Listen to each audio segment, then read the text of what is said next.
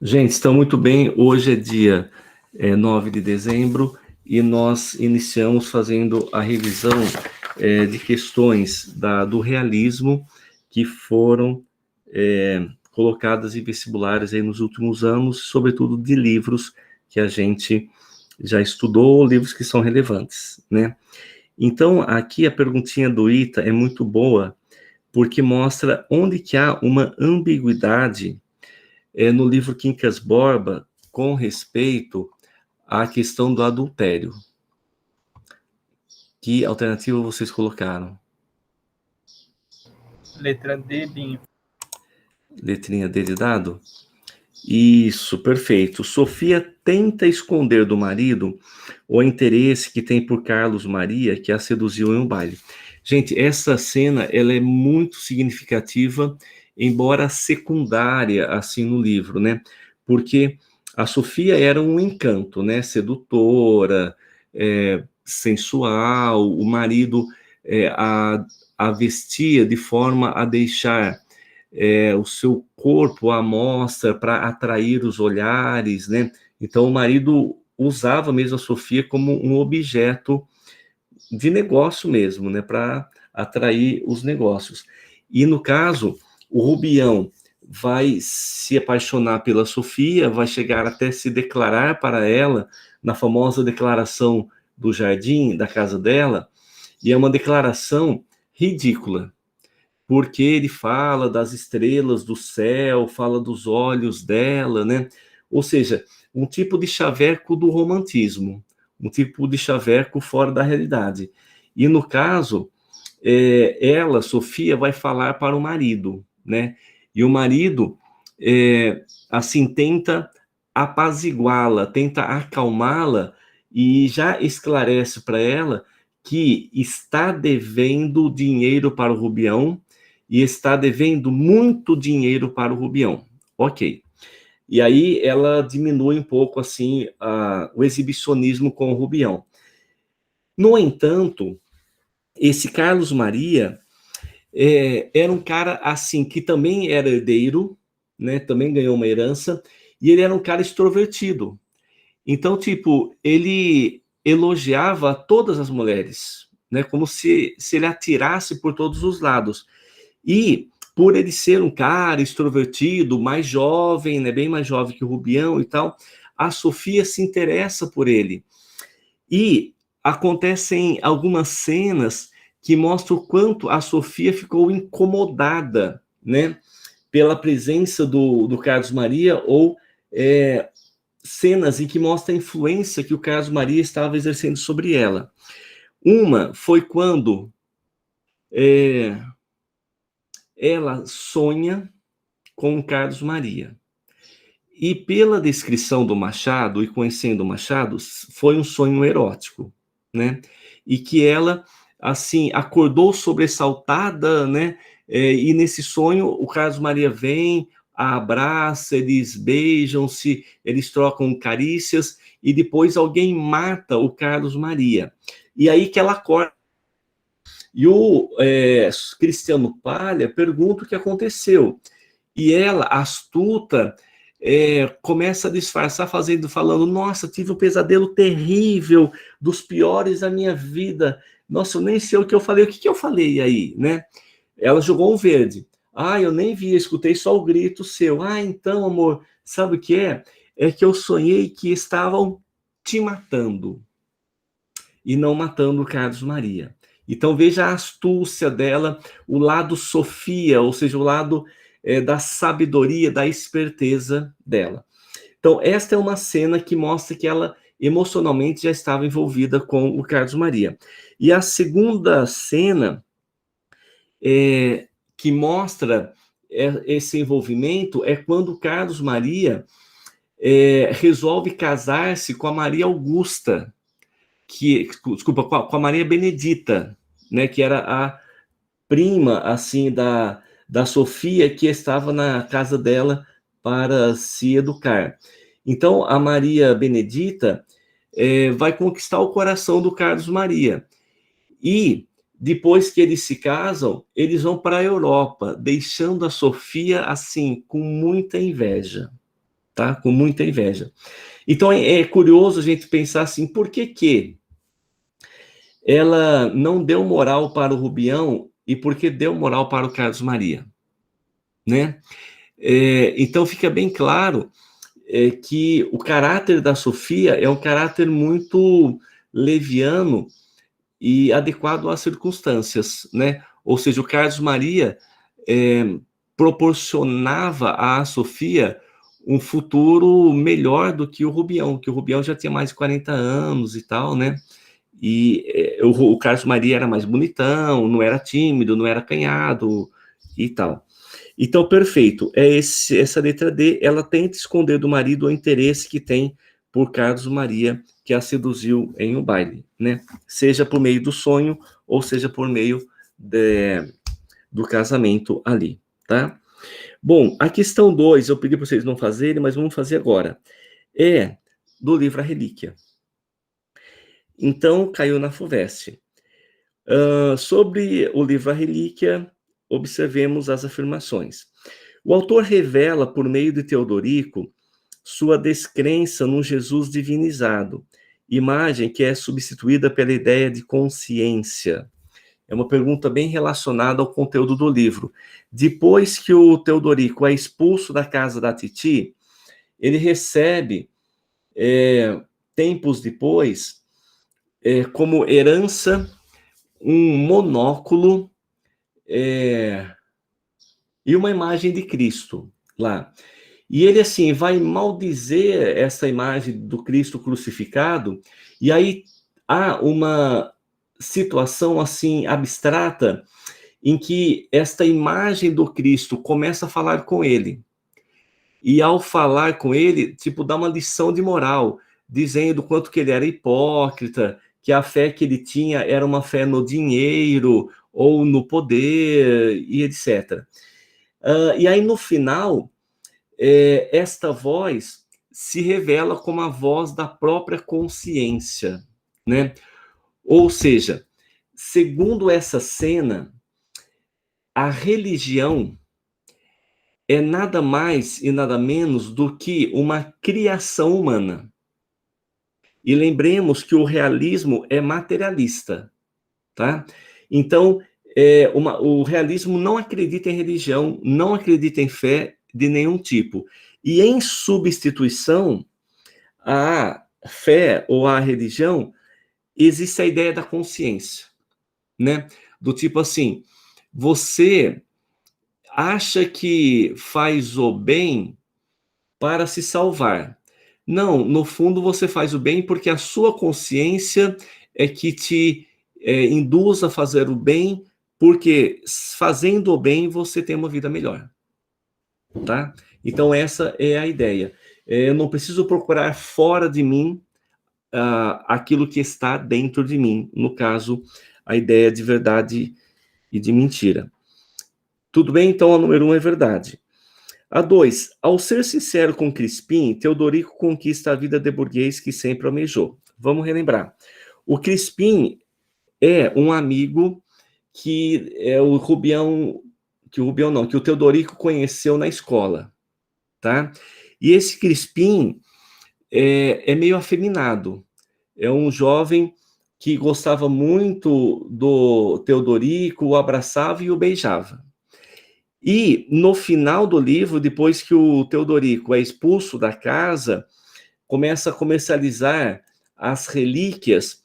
Quem vai ajudá-lo, quem vai resguardá-lo é o Crispim, tá?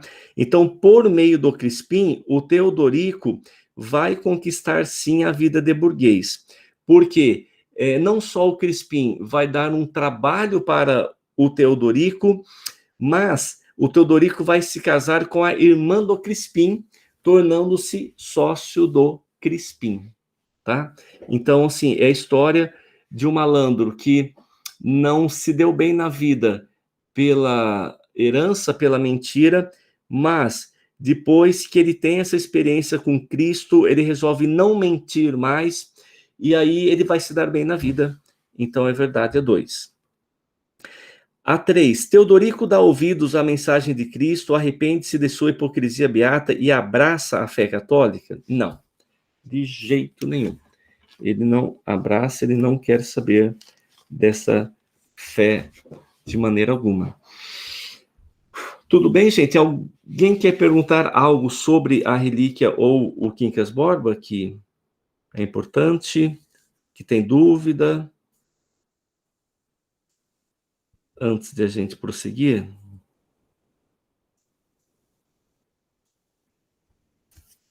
Acho que tá tranquilo, Binho. Tudo certo, Binho. Beleza. Combinado. Ok. A questão 3 é um livro do Cortiço. Desculpa, é um texto do Cortiço, mas o Cortiço é um classicão da literatura. Ele já teve na FUVEST, já teve na Unicamp, mas é muito propício assim para cair na Unesp, cair no Enem também. E aí temos esse excerto, e aí pede para vermos qual é a alternativa correta a partir do excerto e do livro como um todo. Qual vocês colocaram nessa? No número 3.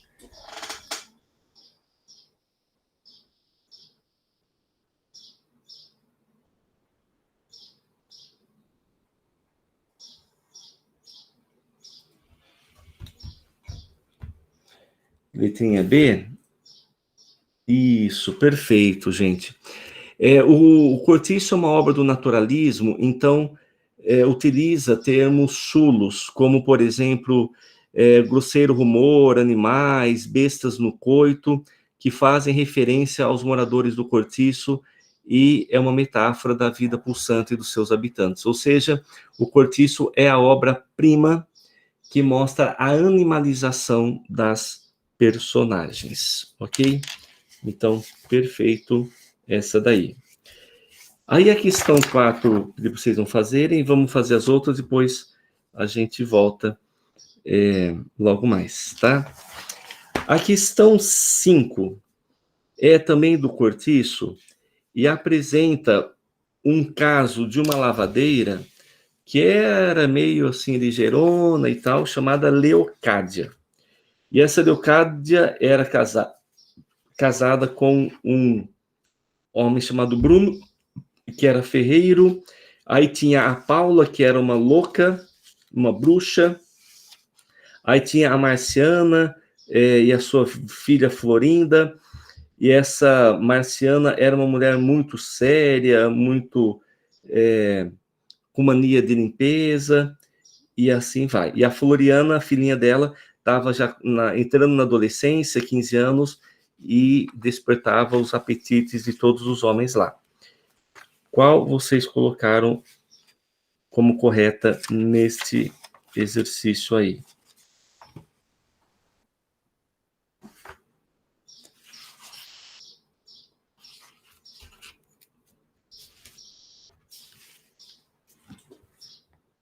Inácio, letra E. Cassiano, letra E. A descrição das características vulgares dos personagens e a frequente associação entre homens e animais ajudam a estabelecer uma concepção biológica do mundo que é uma característica do naturalismo. Exatamente, tá? Essa que é a correta.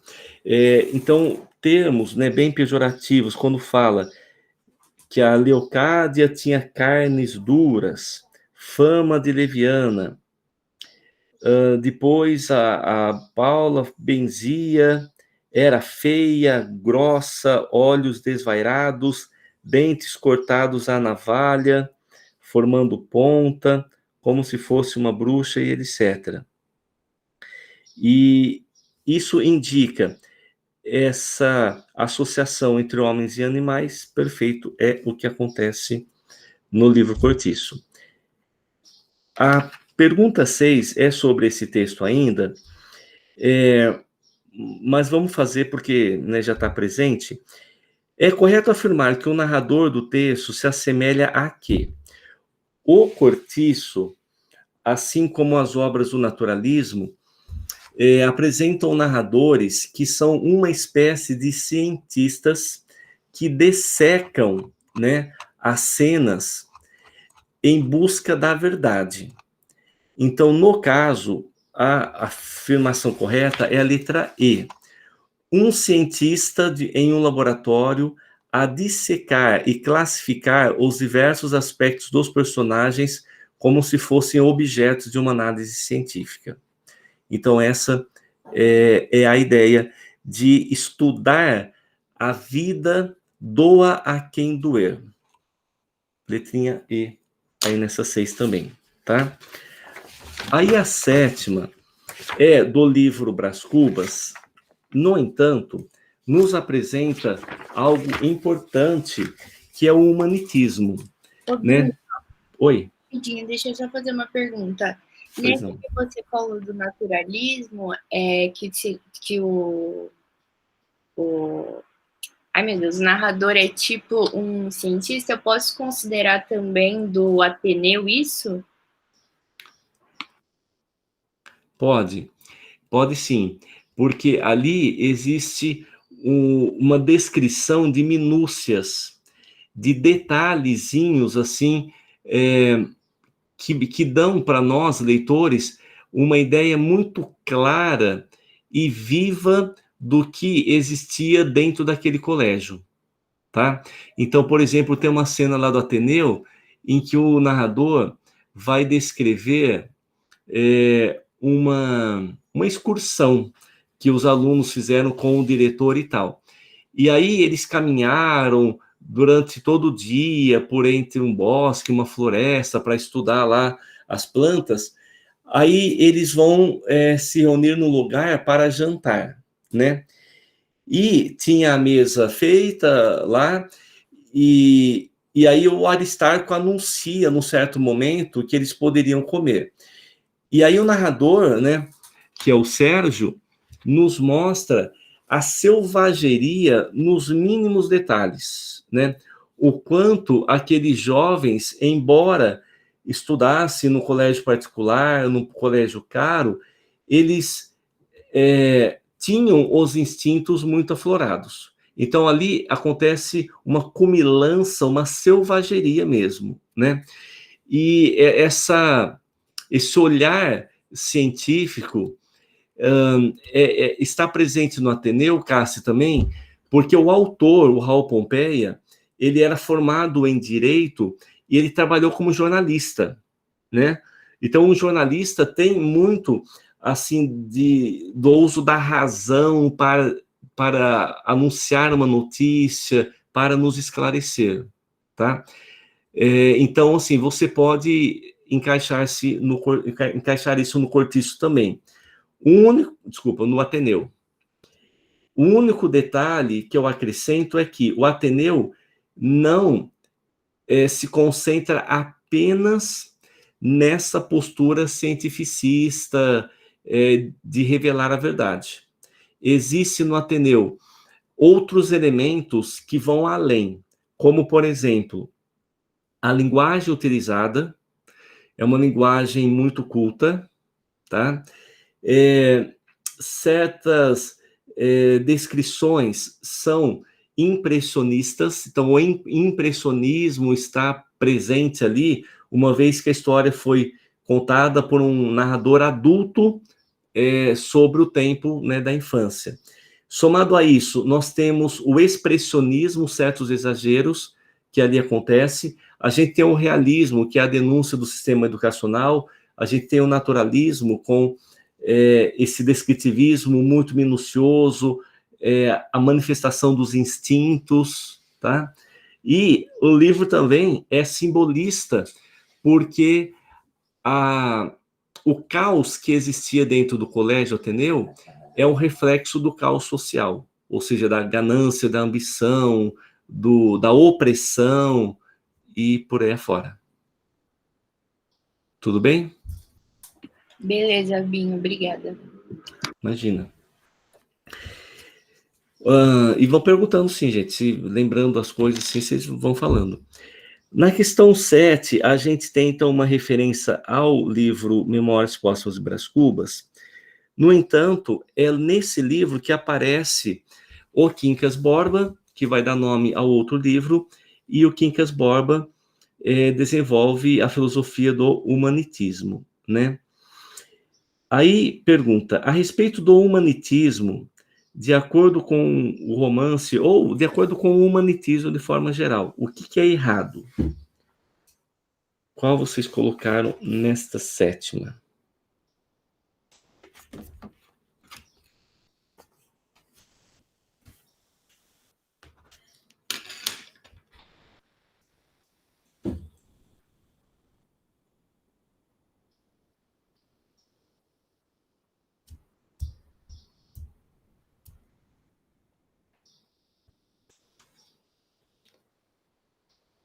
Beatriz, letra A, Cassiane, letrinha A também.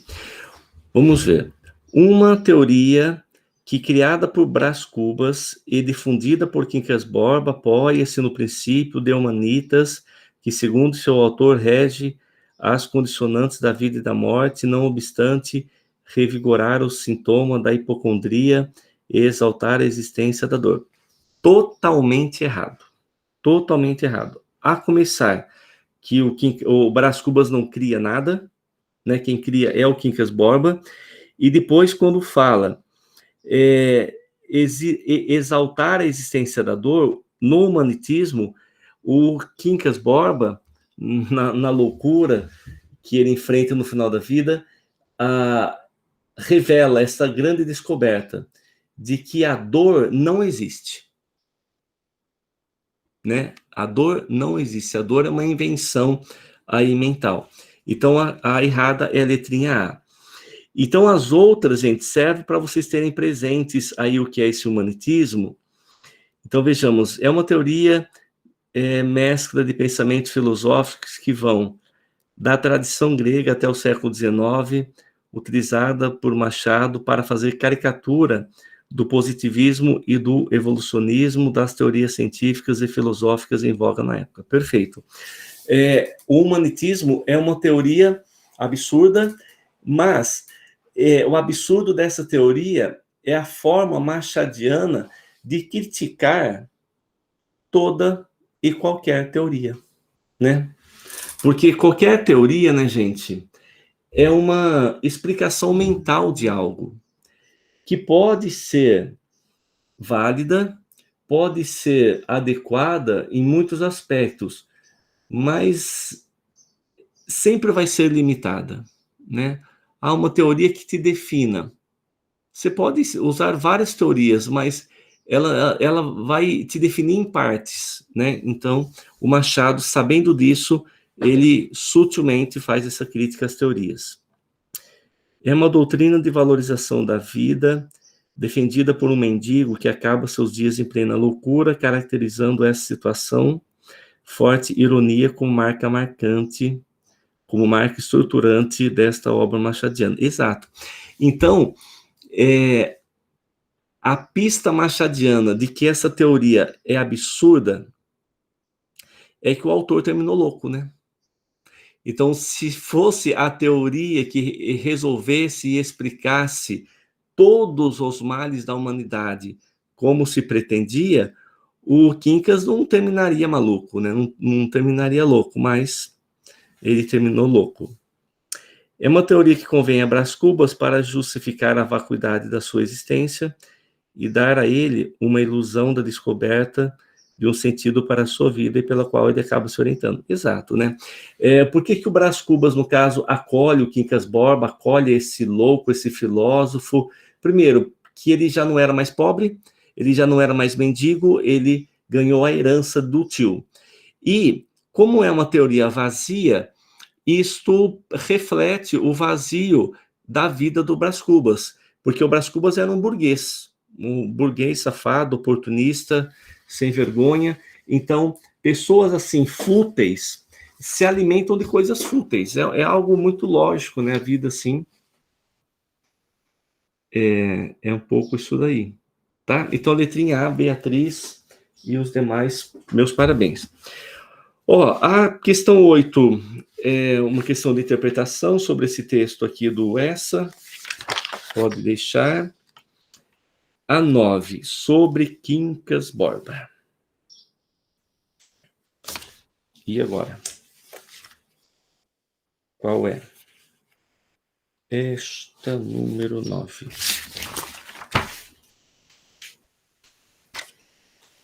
Podem pôr aí.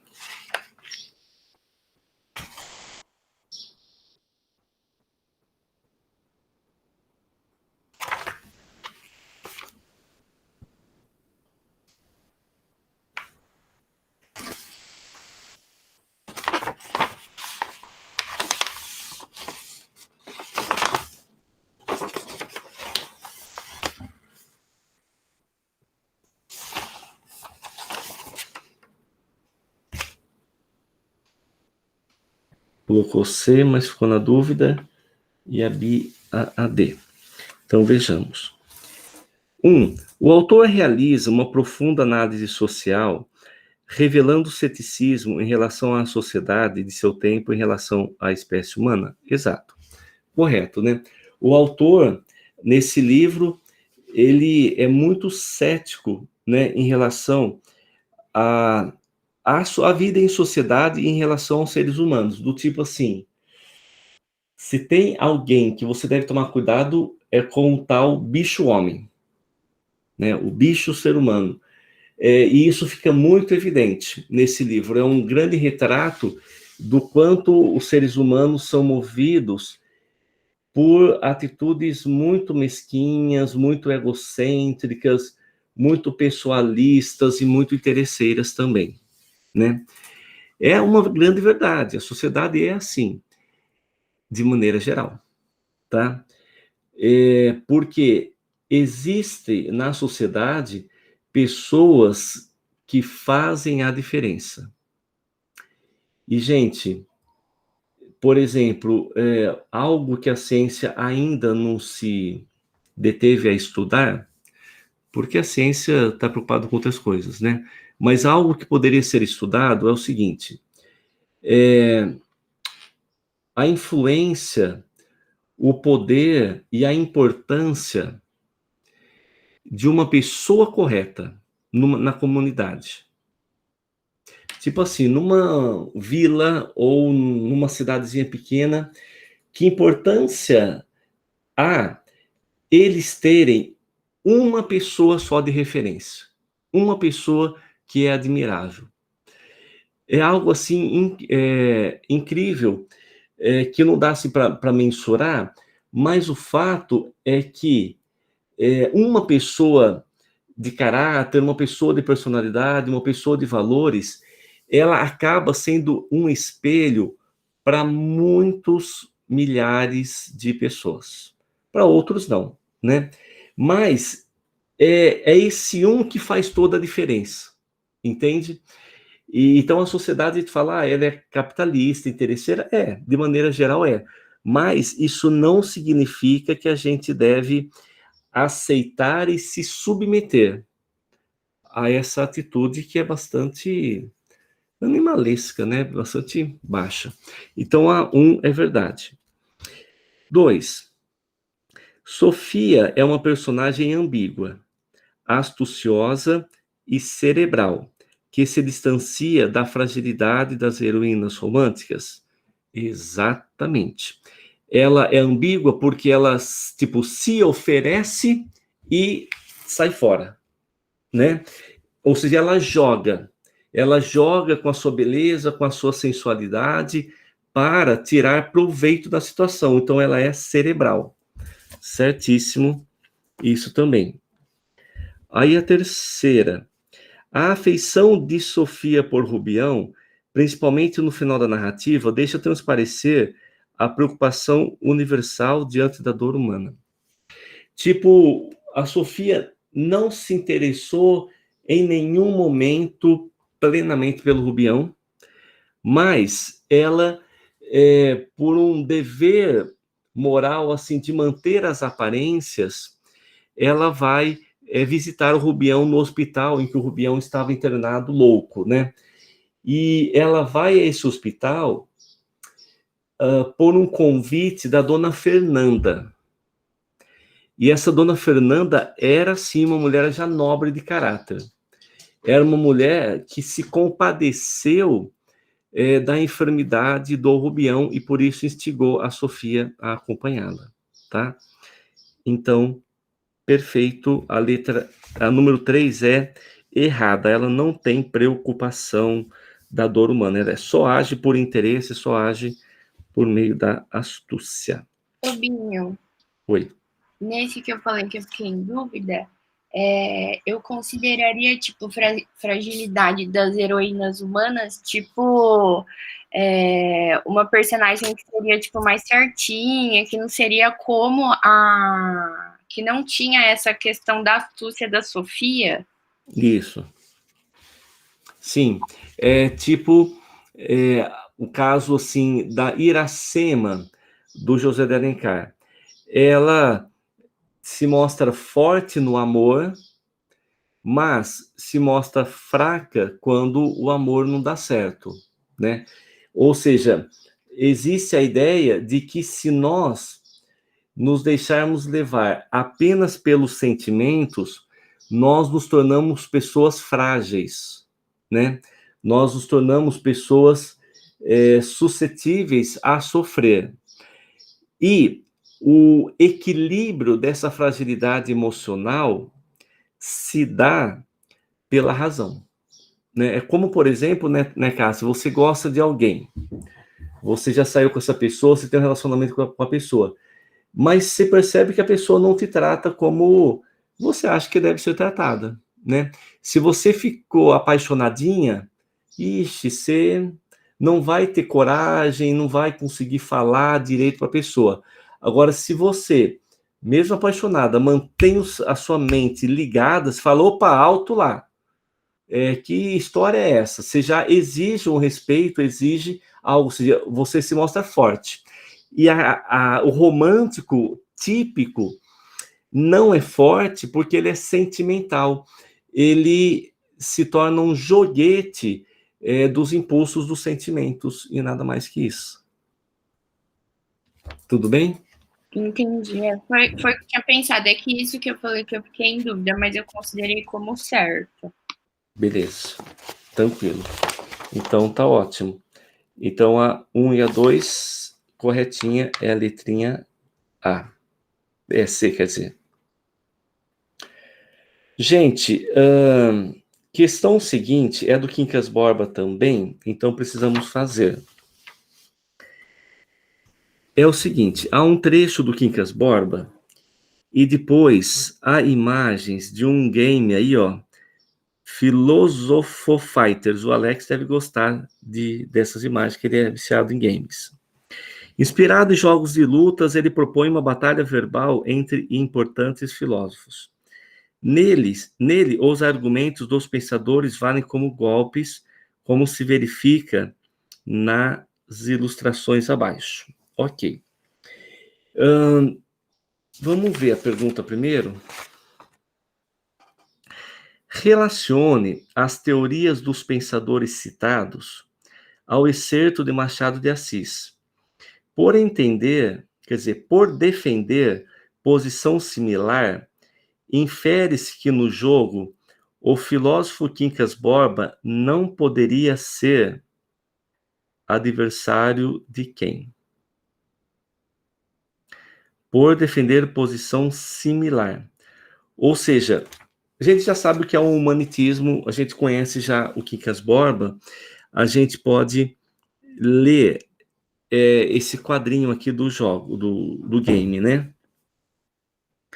Vale tudo, no vale tudo, o golpe baixo do existencialismo, Aristóteles e Sartre. Somos realmente livres? Dois filósofos testam todos os limites da liberdade. Aristóteles dizia que o homem é livre desde que não tenha obstáculos para exercer a liberdade. Ou seja, assim como no vale tudo não vale furar olho, o homem é livre só dentro de regras. Bom, o Aristóteles pode ser um adversário do Quincas porque tem um pensamento contrário? Pode, tá? Porque para o humanitismo vale tudo. como a gente pode ver, o seguinte, lá nesse parágrafo grandão, ele diz, daí o caráter conservador e benéfico da guerra. Depois fala do campo de batatas e das tribos. Aí ele diz logo abaixo, a paz é a destruição, a guerra é a conservação.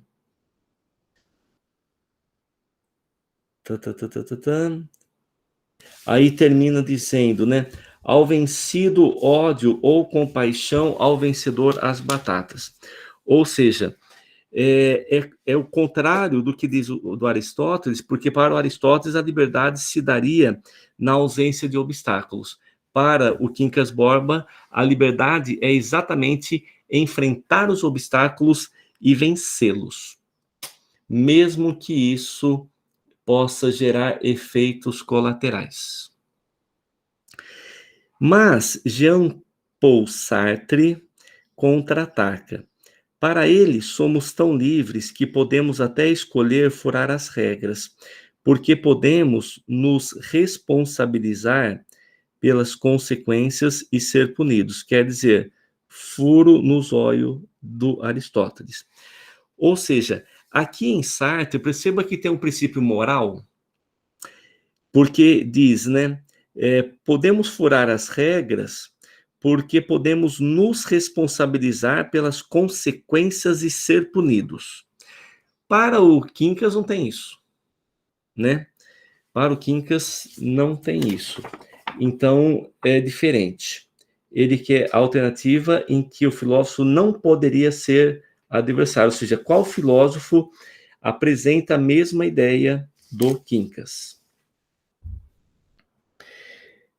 A luta do bom contra o mal, Rousseau e Hobbes. O homem nasce bom e a sociedade o estraga? Ou a espécie humana não tem jeito? Na floresta, o homem era bom e vivia da natureza, sem guerras. Até que alguém criou a propriedade privada e a sociedade. Daí para frente, ficamos competitivos e egoístas. Pelo menos é o que dizia Jean-Jacques Rousseau. Bom, o Rousseau tem algo assim de romântico, porque ele dizia que todo ser humano, por natureza, é bom, mas a sociedade o corrompe. O Humanitas concorda com isso? Não. Para o humanitismo, todo ser humano traz consigo esta semente da competição, que se manifesta desde a infância, né? Na infância, as crianças gostam de vencer, gostam de se prevalecer em cima de outras crianças. Então, o que sobra para nós é Thomas Hobbes. Mas Thomas Hobbes acaba de vez com a luta. Para ele, a competição e a noção de que o mais forte vence são inerentes à natureza humana. Por isso, não poderíamos ter criado um mundo sem brigas. Então, essa é a ideia. Para o humanitismo, a competição é algo legítimo, assim como para Hobbes também, né? Hobbes é quem disse, né, que o homem é o lobo do próprio homem, né? E isso vai ao encontro também do humanitismo. Ou seja, a alternativa que não... É uma perguntinha chata essa, né? Porque ela quer saber o filósofo que não poderia ser adversário do Quincas Borba. Ou seja, não seria adversário quando compartilha de ideias parecidas. Então, é a letra C. Hobbes, pois a tese do humanitismo reafirma a ideologia do autor de Leviatã, entendendo que o estado natural é o conflito. Vocês entenderam, gente? Tranquilo, Binho. Deu para entender, né? Perfeito. Ok. A questão 11 fala do Machado de Assis, de algumas obras do Machado, e inclusive inclui a obra Quincas Borba. Qual vocês colocaram na 11? A gente estudou um conto do Machado, que é o conto O Espelho, que está na Unicamp também.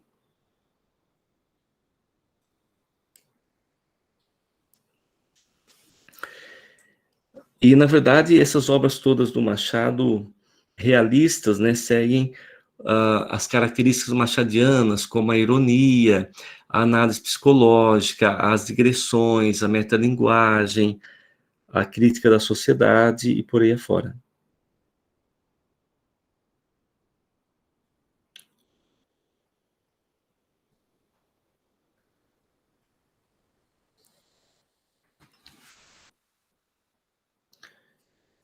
Cassiane colocou a letra D. Então, vamos ver. A primeira diz: a expressiva produção do autor inclui uma primeira fase, a questão vinculada às obras como Helena e Yaya Garcia? Sim, são obras românticas. Então, perfeito, a letra é verdade a primeira. A segunda: um traço marcante no discurso do narrador de Dom Casmurro é a presença de incoerências na avaliação do seu passado. Exatamente, né? O autor do Dom Casmurro afirma em certas ocasiões que ele era uma pessoa ciumenta, que o ciúme começou muito cedo em sua vida. Logo, muito do que ele diz sobre a Capitu é movido por esse ciúme. Né? Então, é uma incoerência na avaliação do seu passado, do tipo, a Capitu sempre me enganou. Será? Ou é você que acha? Né? Então, é algo mais ligado à desconfiança, ao ciúme dele.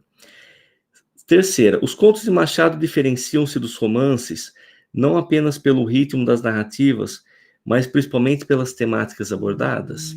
Não. Os contos se diferenciam pela extensão, né? Mas tanto o jeito de escrever como os temas escritos nos contos são os mesmos dos romances, né? Não tem diferença. Então, é falsa a terceira. Quarta, a ação em Quincas Borba desenvolve-se em Barbacena e no Rio de Janeiro, sendo este último o local de todo o infortúnio da personagem Rubião? Sem dúvida, né? Na verdade, seria o Rio de Janeiro é o local do céu e do inferno, né? Porque quando ele chega, ele usufrui muito bem da herança, tira maior proveito, mas no final a coisa mostra-se terrível, né? Essa sociedade competitiva. Ok, e a última diz: um narrador de Brás Cubas de início explica em detalhes ao leitor o processo de narração além túmulo.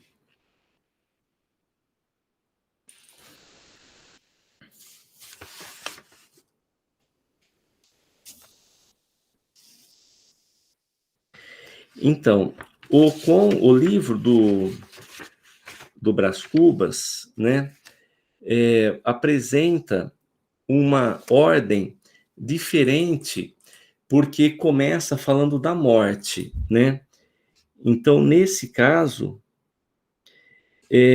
a alternativa diz: o narrador de início explica em detalhes ao leitor o processo de narração.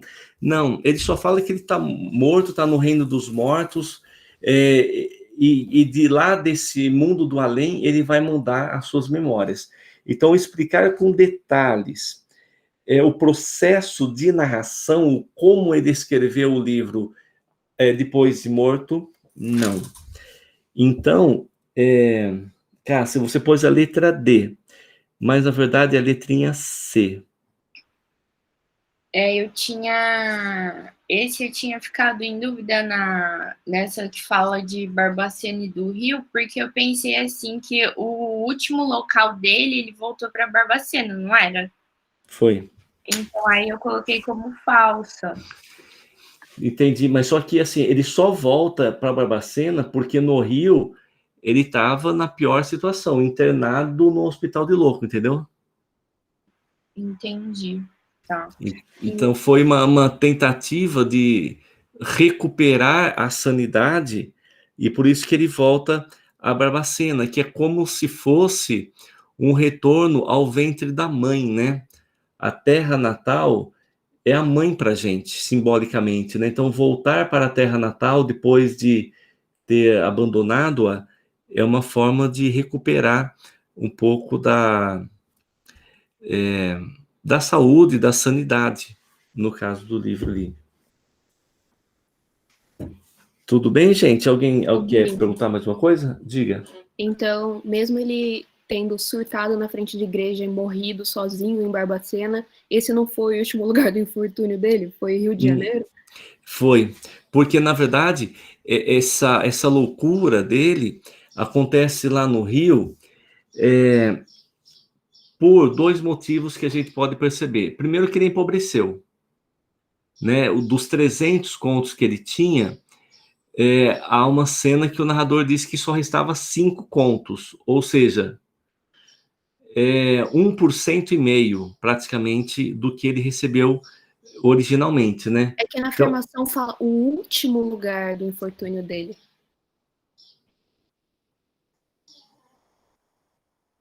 Não, ó, sendo este o último o local de todo o infortúnio. Ou seja, toda a dor, toda a problemática que o Quincas, que o Rubião passou, se deu no Rio de Janeiro. Entende? Quando ele vai para Barbacena, já não tinha como salvar. É tipo assim. Então seria tipo, ele já tá todo cagado, então Exato. Barbacena ou não Barbacena não teria tanta diferença. Se ele ficasse no Rio, ele ia morrer igual, né? Porque ninguém cuidava dele no Rio de Janeiro, né? Ele estava lá sozinho no hospital de louco, e das poucas vezes que ele saiu do hospital, as pessoas o humilhavam na rua, né? Gritavam, ó, gira, ó, gira, ó, gira. Gira tipo, ó, o louco, aqui, ali e tal. Então, ele estava completamente sozinho no Rio de Janeiro. Então, o infortúnio foi total. E lá em Barbacena, pelo menos, ele tem os conhecidos e a família, né? A família que ele abandonou, mas família é família. Entendi, valeu, Binho. Beleza. Tudo bem, gente? Mais alguma questão? Pode dizer. Se não, façam a 12 aí agora, que é também do Quincas Borba. Verdadeiro e falso, sobre episódios do livro.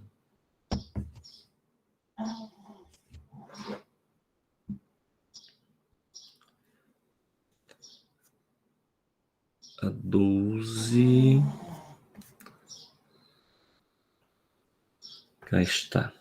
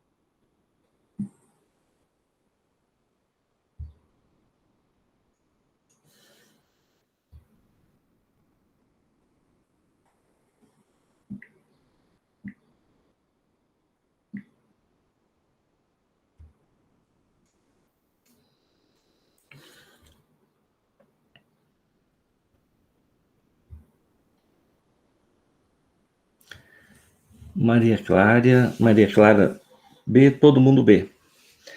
Então vejamos. VVF F e V.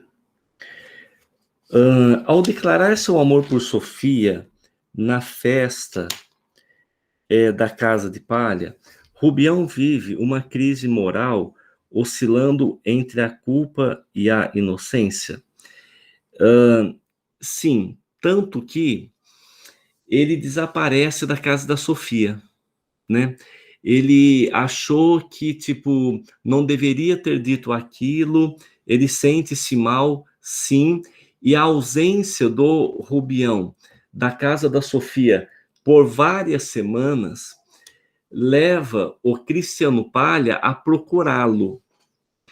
E quando o Cristiano Palha procura o Rubião, ele depara-se com um concorrente, que era o Dr. Camacho.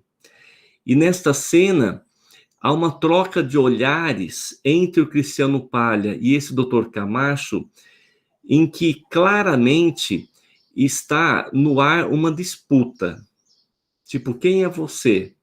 Eu cheguei primeiro, o que está fazendo aqui? Né?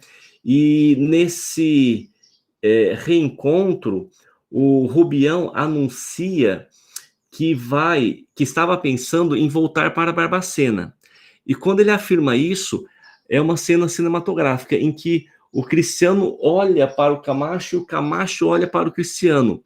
Aí o narrador diz que são dois olhares cúmplices e indignados, do tipo, o Rubião não pode ir embora agora.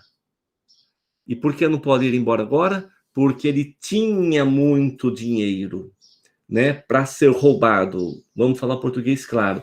E tanto que depois desta cena passam alguns capítulos e o Cristiano Palha vem com aquela proposta absurda de o Rubião ser sócio dele. Porém, ser sócio significava pagar a empresa e investir tudo que ele tinha na empresa, né? Então, essa questão, gente, econômica tão forte aqui é o tema central da falência, viu, Cássio? Você que está aqui presente, porque olha só, o Cristiano Palha cria uma empresa de especulação financeira. Então, ele dizia que se o Rubião investisse o dinheiro dele na empresa, ele, Cristiano Palha, investiria em ações que estavam subindo muito de preço, tá? E o Rubião, bobo, acreditando que poderia ganhar muito mais do que ele tinha, investe. No livro A Falência, é exatamente assim que acontece também. É um personagem chamado Frederico, que era um comerciante de café.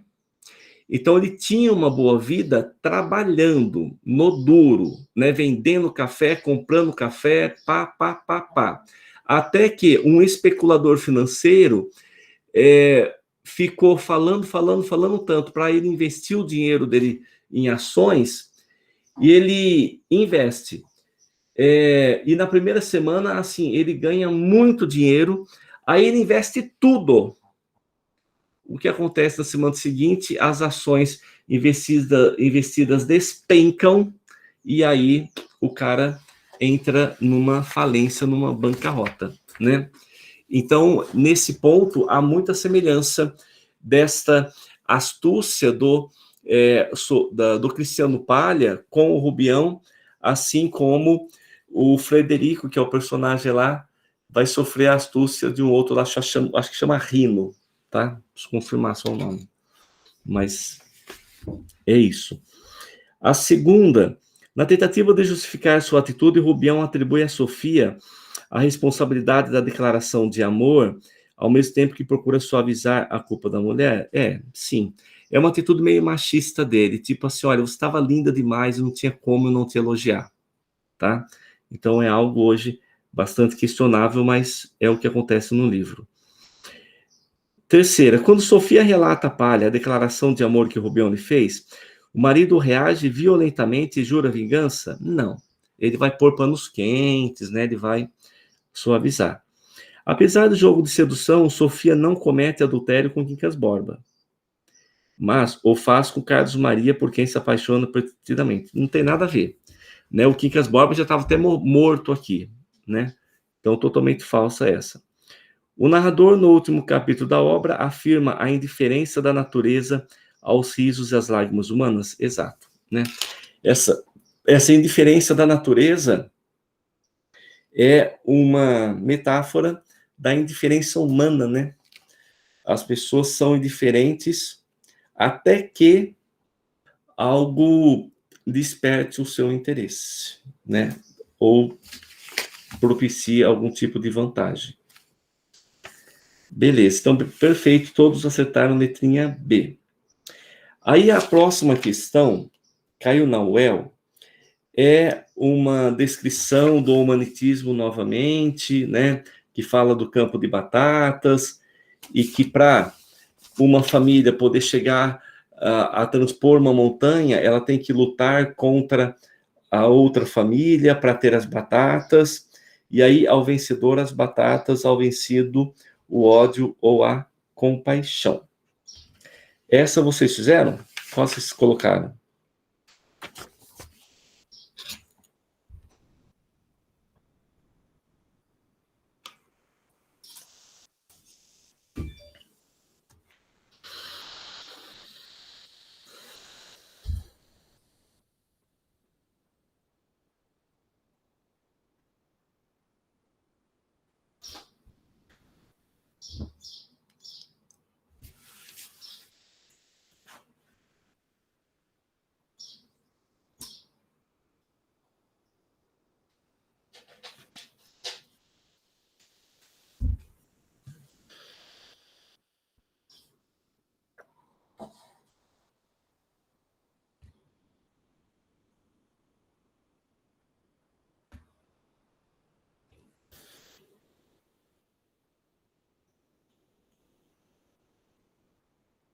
Perfeito. Cássia, Maria Clara, ótimo. É letrinha A. A clareza e a objetividade que visa a compreensão de Rubião da filosofia por ele criada pelo Quincas Borba. Na verdade, essa historinha, né, é a maneira muito simples de explicar o que é o humanitismo, mas antes ele faz uma viagem, né, que eu acho que até estava naquele texto dos quadrinhos, quando fala humanitas é o princípio, há nas coisas todas certa substância recôndita e idêntica, um princípio único, universal, eterno, comum, indivisível e indestrutível. Ou seja, essas palavras não esclarecem muito. Agora, quando fala do campo de batatas, né, a coisa fica muito clara e muito objetiva. Letrinha A, perfeito. Show de bola, Inácio. Questão seguinte, caiu na FATEC e apresenta o final do livro Quincas Borba. E esse final é muito significativo, né? Poucos dias depois, capítulo 200. Poucos dias depois, Rubião morreu. Não morreu súbito nem vencido. Antes de principiar a agonia, que foi curta, pôs a coroa na cabeça, uma coroa que não era, ao menos, um chapéu velho ou uma bacia onde os espectadores palpassem a ilusão. Não, senhor, ele pegou em nada, levantou nada e cingiu nada. Só ele via a insígnia imperial, pesada de ouro, rútila de brilhantes e outras pedras preciosas. O esforço que fizera para erguer meio corpo não durou muito. O corpo caiu outra vez. O rosto conservou, porventura, uma expressão gloriosa. Guardem a minha coroa, murmurou. Ao vencedor... A cara ficou séria, porque a morte é séria. 2 minutos de agonia, um trejeito horrível, e estava assinada a abdicação. Muito bem, então mostra que no estado de desvario do Rubião, ele imaginava colocar uma coroa na cabeça, né? Que normalmente ou era um chapéu, ou era uma bacia, ou era nada. Ele fazia um gesto de pôr a coroa, né?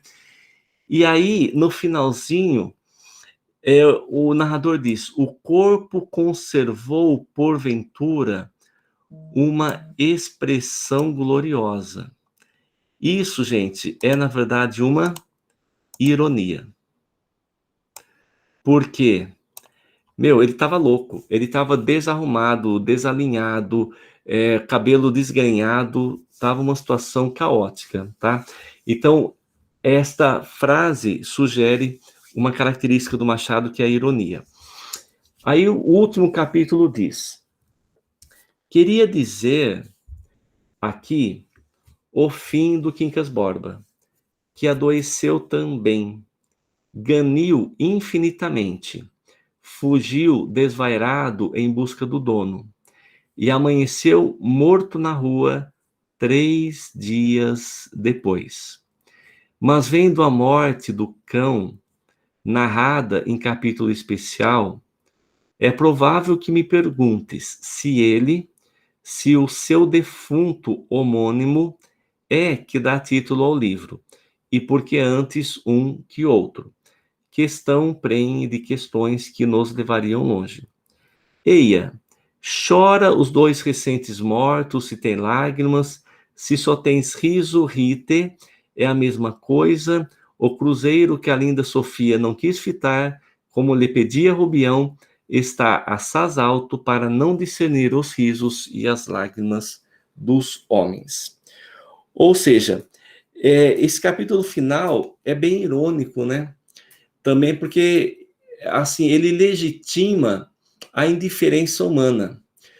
Se você quiser rir ou chorar da morte do cãozinho ou da morte do Rubião, pode rir ou pode chorar, isso tanto faz.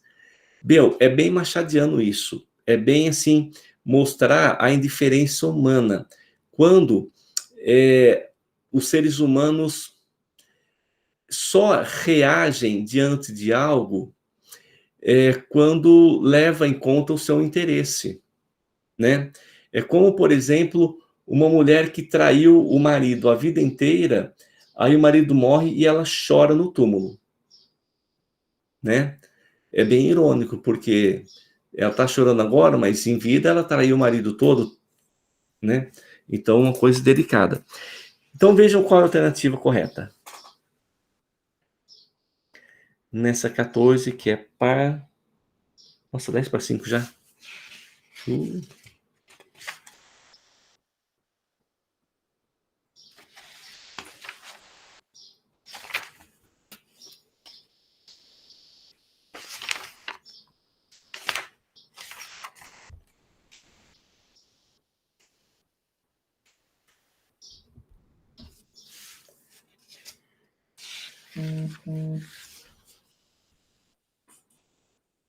Letrinha C, perfeito, Maria Clara.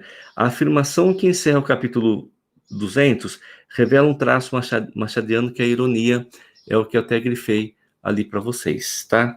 Perfeitinho. 15, a Cassiane vai nos responder, porque é sobre o conto Espelho.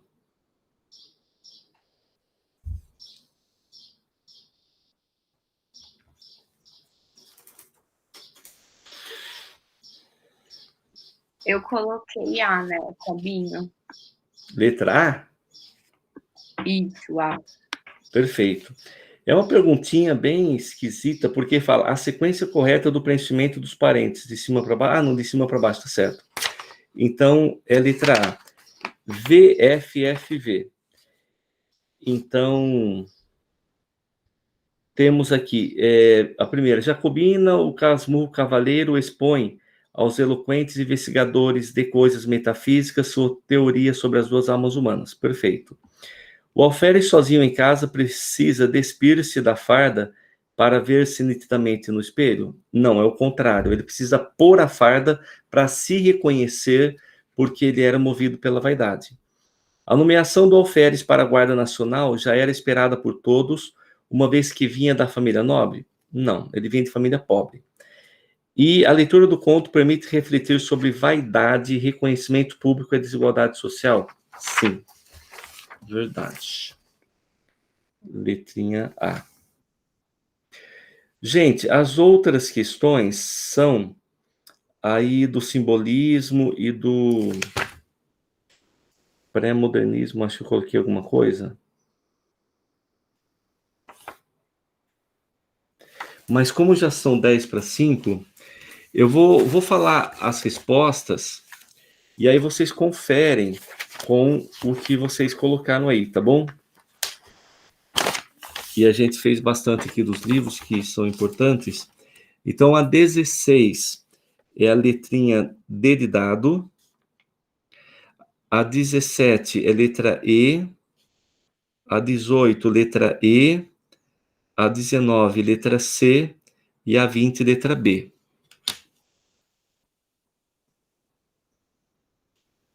Quer que repita?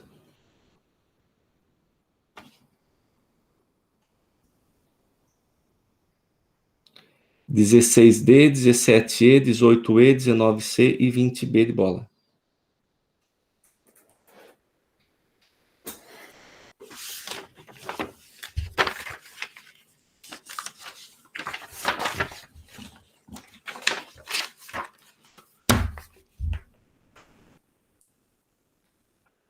Ô, gente, vamos tomar uma aguinha, então? E aí a gente prossegue com o Claro Enigma? Partiu? Ó, quase 10:05, lá por volta de 5:05, 5:10 a gente volta. Combinado?